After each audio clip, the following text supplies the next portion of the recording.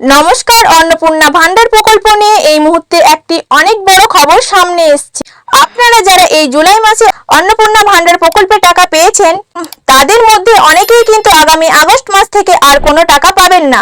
হ্যাঁ বন্ধুরা, অন্নপূর্ণা ভান্ডার প্রকল্পের নিয়মে বড়সড় বদল আনা হয়েছে। আজকের ভিডিওতে আমরা একদম বিস্তারিত আলোচনা করব।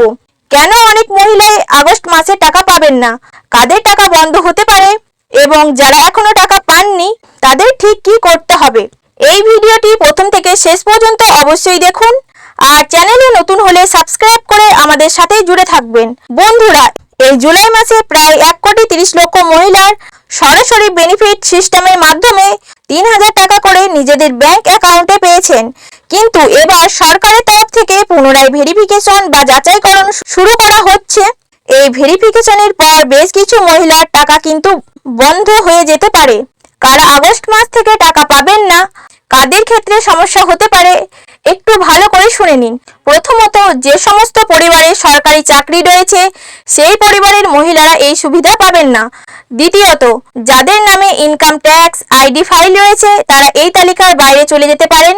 তৃতীয়ত, যদি কারো নামে 4 চাকার গাড়ি থাকে তবে তারাও এই প্রকল্পের সুবিধা পাবেন না। চতুর্থ, একটি বিষয় উঠে আসছে যে যাদের 3টি বা তার বেশি পাকা বাড়ি রয়েছে তাদেরও এই প্রকল্পে টাকা দেওয়া হবে না। এছাড়া যারা ভুল তথ্য দিয়ে আবেদন করেছেন কিংবা যাদের ভোটার কার্ড ডিলিট বা বাতিল হয়ে গেছে তাদেরও টাকা বন্ধ হতে পারে। এখানে একটি সতর্কবার্তা দিয়ে রাখা ভালো। ভেরিফিকেশনে যদি দেখা যায় যে কেউ ভুল তথ্য দিয়ে বা অযোগ্য হওয়া সত্ত্বে টাকা তুলেছেন, তবে পরবর্তীতে টাকা তো বন্ধ হবেই, এমনকি আগে পাওয়া টাকাও সরকারকে ফেরত দিতে হতে পারে। যেমনটা রেশন কার্ড ছাঁচাইয়ের ক্ষেত্রে হয়েছিল, ঠিক তেমনই এই প্রকল্পেও কিন্তু ছাঁচাই পর্ব চলবে। এবার আসি সেই সমস্ত মহিলাদের কথায় যারা যোগ্য হওয়া সত্ত্বেও জুলাই মাসে টাকা পাননি। অনেকেই ব্যাংক, পঞ্চায়েত বা বিডিও অফিসে দৌড়াদৌড়ি করেছেন।